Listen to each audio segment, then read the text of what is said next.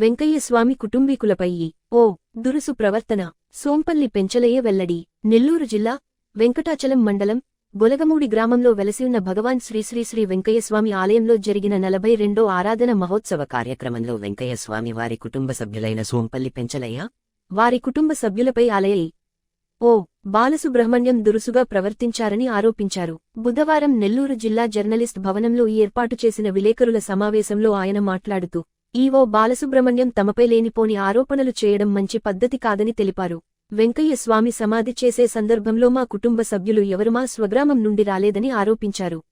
స్వామి కుటుంబ సభ్యులచే సమాధి చేయలేదని కల్పిత మాటలు చెప్పి తమ కుటుంబ సభ్యులను మనోవేదనకు గురిచేశారు. ఇవన్నీ తన అధికారం నిలుపుకునేందుకు తమపై లేనిపోని ఆరోపణలు చేస్తున్నారని ఆరోపించారు. స్వామివారి సేవకు తమను దూరం చేయాలని భావిస్తున్నట్లు మా గ్రామస్తులు కొందరు మాతో చెప్పడం జరిగినది. తాము ఎల్లప్పుడూ స్వామివారి సేవలోనే ఉండేవారుమని తెలియజేశారు. ఆలయంపై మాకు ఎలాంటి దురదేశం లేదని ఈవో వలన తమకు ప్రాణహాని ఉందని ఈ విషయానికి ఉన్నత అధికారులు స్పందించి రక్షణ కల్పించాలని కోరారు. ఈ సమావేశంలో సోంపల్లి కార్తీక్ తదితరులు పాల్గొన్నారు. కాబట్టి మేము ప్రతి సంవత్సరం గొల్లమూడి వెంకటస్వామికి ఆరాధన ఉత్సవాలు పోతాం. అది సంవత్సరానికి ఒకసారి. అది ఎందుకు అని అంటే నా మ్యారేజ్ డే, నా కూతురు పుట్టినరోజు. కాబట్టి ఆ శుభ సందర్భం అనేది మేము ప్రతి సంవత్సరం ఆరాధనకి కుటుంబ సమేతంగా పోతాం. మిగతాప్పుడు ఏదో పోతా వస్తూ ఉంటాను, అవన్నీ లెక్కలేదు. కాబట్టి ఆ ఒక్కరోజు కుటుంబ సమేతంగా మేము అందరం కూడా ఆ యొక్క దర్శనానికి పోయేసి టెంకాయ కొట్టుకొని మేము ఇంటికి వచ్చేవాళ్ళం. అది ఎవరు వాళ్ళు టెంకాయ కొట్టి ఆరతి ఇచ్చి నెక్స్ట్ మాకు తీర్థం ఇచ్చిన తర్వాత మేము ఇంటికి బయలుదేరుతాం. అదే ఆనవాయితీగా వస్తూ ఉంది. కాబట్టి మాకు మొన్న ఆరాధన రోజు ఏం జరిగిందంటే ఆ బాలసుబ్రహ్మణ్యం గారు మాకు ఆరతలు ఇవ్వకుండా, దానికి ముందు కారణం ఏంటంటే మమ్మల్ని దర్శనానికి పంపించడం. అక్కడున్న వాళ్ళు ఉంటారు కదా సెక్యూరిటీ గార్డులు వాళ్ళు. కానీ వాళ్ళు ఎవరో నేను ఎవరో వాళ్ళకి తెలీదు, నేను వాళ్ళకి తెలీదు. ఏంటంటే ఆరాధనకి ఎవరో ఒకరు కిబులు సర్దడానికి వస్తారు. కాబట్టి నేను వెంకటేశ్వర తమ్ముడు కొడుకుని మమ్మల్ని ఎందుకు దర్శనానికి పంపించరు కాబట్టి అని అడిగితే మాకు యువ గారు చెప్పారండి, మీరు ఎవరు మమ్మల్ని అలో చేయొద్దన్నారు అని అన్నారు. సరే అదేంటండి మీరు పోయి ఆయన అడగనంటే మీరు పోయి అడగనండి నన్ను మెడపెట్టి నెట్టారు. కాబట్టి ఎందుకు నన్ను నెట్టుతున్నారని అని జరిగిన దానికి సరే వాళ్ళు పక్కన వాళ్ళు ఉన్నారు కమిటీ మెంబర్లు, వాళ్ళందరూ చూస్తూనే ఉన్నారు. తెలుసు నేనెవరు వాళ్ళకి తెలుసు, కానీ వాళ్ళు పట్టించుకోలే. తర్వాత అది జరిగిన తర్వాత సరే నేను దర్శనానికి పోయాను. పోయిన తర్వాత తాళం వేశారు, నన్ను పంపించుకుని తాళం వేశారు. అప్పుడు అక్కడ పక్కన సుబ్రహ్మణ్యం వాళ్ళ సంబంధించిన వాళ్ళు ఆయన ఉన్నాడు. ఆయన ఏమండి తాళం తీయండి అని అడిగితే అతను తర్వాత తాళాలు తీశారు. తాళాలు తీసిన తర్వాత ఊరికి ఆర్తిచ్చి పంపించండి వాళ్ళకి అని పేరు హరిబాబు అని అతను ఆర్తిచ్చి పంపించమన్నారు. కాబట్టి ఆర్తిచ్చి పంపించడం కాదు హరిబాబు, మాకు కొబ్బరికాయ కొట్టండి, ఆర్తి ఇవ్వండి, తర్వాత మాకు ఏముంది చెడగోపురం పెట్టిన తర్వాత మేము వెళ్ళిపోతాం. కాబట్టి ఇది మా ఆనవాయితీ వస్తుంది. నువ్వేంటంటే లేదు అదంతా మాకు ఈవో గారు చెప్పారు, అట్లా ఆర్తలు ఇవ్వడము వరకు మాకు పర్మిషన్, మీకు టెంకాయ మేము కొట్టొద్దు అన్నాడు. మీ పాటికి అది మీరు ఆయన పోయి అడగండి అన్నాడు. సరే నేను పోయి అడిగా. నేను అడిగాను, ఏమని అడిగాను అంటే నేను ఏలు పెట్టి చూపిలా. ఆయన కొత్తగా ఇప్పుడు నా మీద అలికడేసాడు. నిన్న ప్రెస్ మీట్లో చెప్పాడు, నిన్ను ఏళ్ళు చూపించి నీ ఎంతో తోలుస్తాను అని ఏళ్ళు చూపించాడు అని నేను ప్రెస్ మీట్ పెట్టాడు. దాంట్లో చూపించాడు నేను ఏళ్ళు పెట్టి చూపించానని. నేను ఏళ్ళు కాదు, వాళ్ళు కిందకు పోయి టెంకాయ కొట్టేదానికి మాకు పర్మిషన్ ఇవ్వలేదు, మీరు పోయి అడగనప్పుడు కిందకు పోయి ఏమడిగాను, సార్ మాకు టెంకాయ కొట్టమంటే వాళ్ళు మేమేం చెప్పారు అని నోట్లోంచి వాయిపు వస్తూ ఉంది. అప్పుడే అని భయంకరంగా ఎదిరిచ్చాడు. ఏం సార్ మీరు అట్లా మాట్లాడుతున్నారు? నేను అడిగిన దానికి అక్కడ ఉన్న కానిస్టేబుల్ అయితేమి, వాళ్ళ స్టాఫ్ అయితేమి, వాళ్ళ కమిటీ మెంబర్లు వాళ్ళందరి చేత మమ్మల్ని మెడబట్టి నెట్టిచ్చేశారు, బయటికి దోశారు. కొంతమంది సొక్క పట్టుకొని దోశారు, కొంతమంది మెడబట్టుకొని దోశారు. ఇంక పోలీసు ప్రవర్తనలు అంటే ఇంక వాళ్ళు చెప్తే ఇంక వాళ్ళు మనం చెప్పాలే. కాబట్టి వాళ్ళు అనేక రకాలుగా మమ్మల్ని దూషించారు. చిన్న 4 సంవత్సరాలు మనోడు మనవరాళ్ళు, చిన్న బిడ్డలు, ఆడవాళ్ళు, వాళ్ళని కూడా అందరూ ఆడవాళ్ళు అనేది ఇక్కడ చూడకుండా అందరూ కలిసి మెడబట్టి బయటకు నెట్టారు. కాబట్టి మాకు రోజే ఆ రోజు పెట్టిన దానికి ఆయన ఏమేమో చెప్పి దానికి ప్రెస్ మీట్ లో నిన్న ఆయన ప్రెస్ మీట్ చెప్పిన దానికి ఈ రోజు ఈ సమాధానం పెట్టాల్సి వచ్చింది. కాబట్టి దీనికి కారణం ఆయన ఏలు పెట్టి చూపించాడు నా పైన నేను ఎంత చూస్తానన్న దానికి ఉదాహరణ నేను చెప్తున్నా. ఆ రోజు జరిగిన సంఘటన ఏంటంటే, ఏముంది మాకు టెంకాయ కొట్టమంటే కొట్టలేదు, నేను చేయి చూపించిన దానికి నాకు ఏళ్ళు చూపించావని నేను అన్నాడు. కాబట్టి అదంతా తప్పుడు సాక్ష్యం, అదంతా అబద్ధాలు చెప్పడం ఆయన. కానీ ఇట్టటి అబద్ధాలు చెప్తానని నేను ఎప్పుడు ఊహించల. రెండోది 23వ తేదీ ఆరాధన రోజు గరుడ సేవను ఊరేగింపుకి బయలుదేరే ముందుగా పోయి నిలబడ్డాం నేను నా కొడుకు. అప్పుడు ఏమంటున్నాడు, దాని గురించి ఏం చెప్పాడంటే మీడియా వాళ్ళకి ప్రెస్ మీట్ లో, ఆయన వచ్చాడండి వెంకటేశ్వర తమ్ముడు గురు గారు నా పక్కన నిల్చున్నారు, నేను ఆయన ప్రత్యేకంగా ఆర్తలు ఇప్పించాను, ఆయన నేను గౌరవం చూసి పంపించానే అన్నాడు. నాకు ఆయన ఆర్త ఇవ్వాల.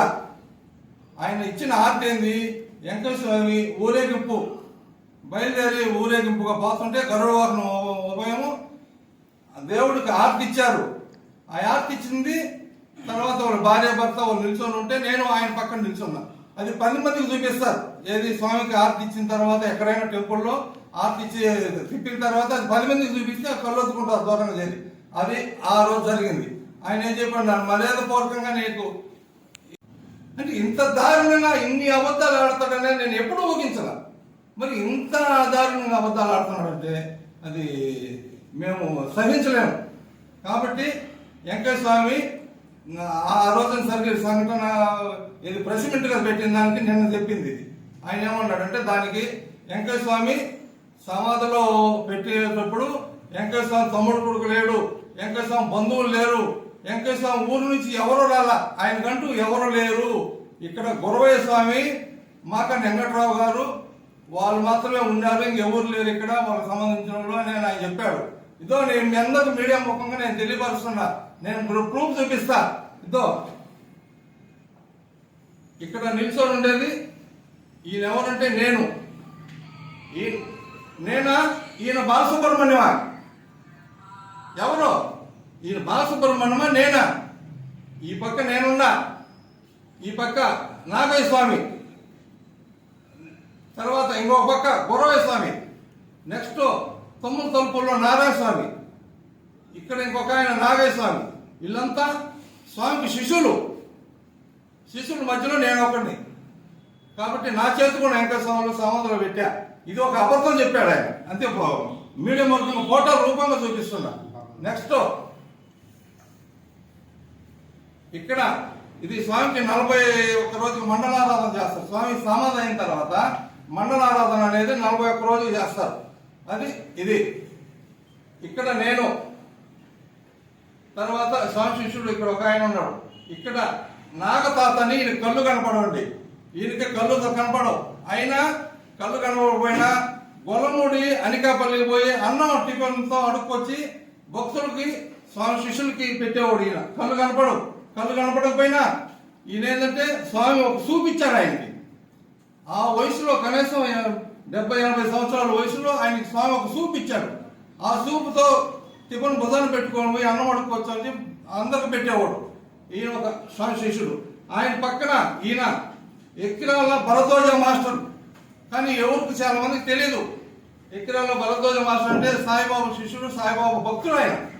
ఆయన ఎవరో తెలియదు చాలా మందికి. సమాధి అయిన తర్వాత ఆయన కొంతకాలం ఉన్నాడు. కాబట్టి ఆయన గురించి ఎందుకు చెప్తున్నానంటే, ఆయన ఒక పరమ భక్తుడు.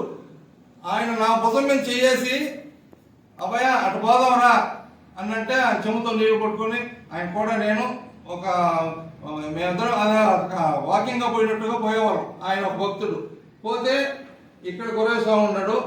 పోతే ఇంకోటి ఈ వాటికి సంబంధించిన నిరుటోలండి. ఇవి నిరుటోలు. ఇప్పుడంటే ఒక రీల్గా వస్తుంది. అప్పుడు 42-45 సంవత్సరాలలో అప్పుడు తీసిన ఫోటోలు బ్లాక్ ఉన్నట్టు. అప్పుడు కలర్ లేదో ఏవో తెలియదు, అప్పుడు కలర్ లేవు. ఇవన్నీ వాటికి సంబంధించిన నిరుటోలు.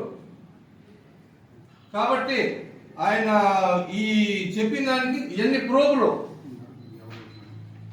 పోతే ఇప్పుడు ఆయన చెప్పిన దానికి ఇవన్నీ ఉన్నాయి కదా. నేను 21 తమ్ముడు పుట్టుకొని నేను రుజువు చేస్తున్నా. ఈయనెవరో నువ్వు రుజువు చేయి. అనవసరంగా మా మన మీద అలికిడి పెట్టి నువ్వేదో చేసావు అంటే అసలు నువ్వు ఇన్ని సంవత్సరాలు కొనసాగడానికి నీకు ఎవరిచ్చారు ఈ అర్హత? నువ్వు రిటైర్డ్ అయినా ఐఏఎస్ ఆఫీసరు, నువ్వు పక్కకు పోవచ్చు కదా, నీలాంటి వాళ్ళు లేరా? నువ్వే ఒక్కడివైనా మన ఒక ఆశ్రమానికి అధిపతిగా చలమని కావాలంటే నువ్వేనా? ఇంకెవరు లేరా నీలాంటి వాళ్ళు? నీ పని చేసుకొని నీ బాడికి నువ్వు ఉండు. గారు చేసిన ప్రధాన లిగేషన్ ఏంటంటే అండి, వెంకటస్వామికి ఫ్యామిలీ లేదని చెప్పారు. ఓకేనా?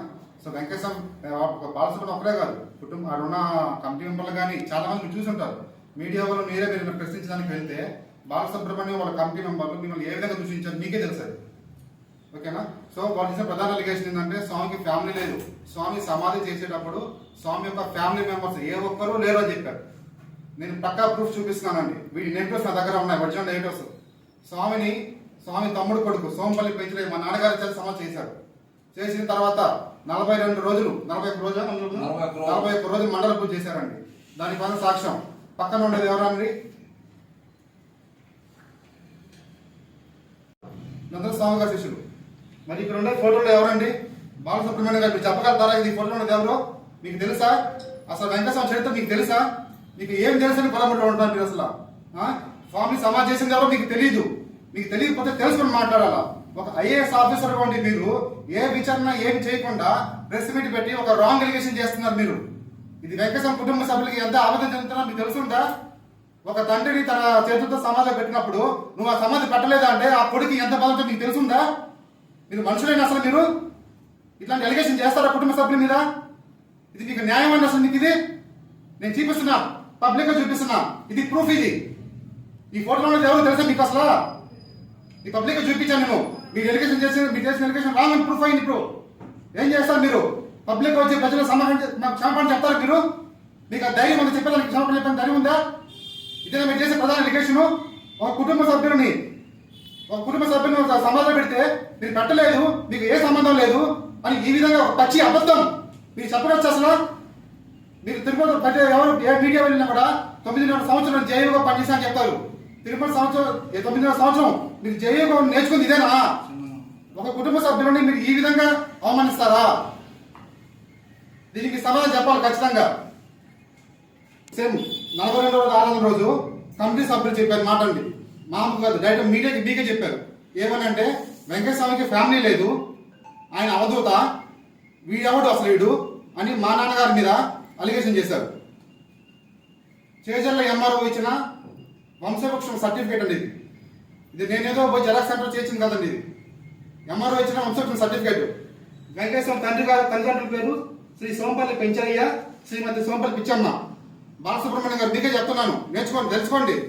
ఇవ్వకున్నప్పుడు మీకు తెలుసుకోవాలి. ఇవన్నీ ఏదో గమ్ముగా వేసుకుని కూర్చోవడం కాదు. వాళ్ళ కుటుంబ సభ్యులు ఎవరు, వాళ్ళ వెంకటేశ్వర చరిత్ర అయింది, గుడి ఎప్పుడు కట్టారు, ఆ చరిత్ర మీకు తెలుసుకోవాలి. మీరు అది మీకు బాధ్యత ఉంది. ఇవ్వకున్నారంటే ఓన్లీ వేసుకుని కూర్చోవడం కాదు అని తెలుసుకోవాలా. చూడండి, సోంపల్లి పెంచలయ్య, సోంపల్లి పిచ్చమ్మ వారు వెంకటేశ్వర తల్లిదండ్రులు. వాళ్ళకి 4 సంతానం.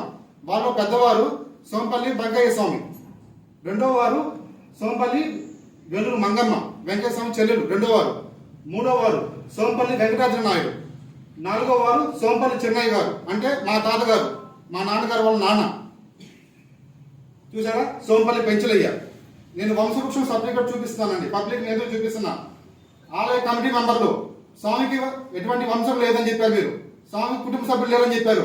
నేను పబ్లిక్ గా చూపిస్తున్నా. దీనికి మీ సమాధానం ఏంటి? నేను దీని మీద ఇప్పుడు హైకోర్టుకి వెళ్తున్నానండి. మాకు జరిగిన అవమానానికి హైకోర్టుకి వెళ్తున్నాను. హైకోర్టులో వంశవృక్షం సబ్మిట్ చేస్తున్నాను. హైకోర్టు నుంచి నేను మీకు సమాధానం చెప్తా. మీరే రాజు, మీరే మంత్రి అని మీరే గర్వంగా దిగుతున్నారు.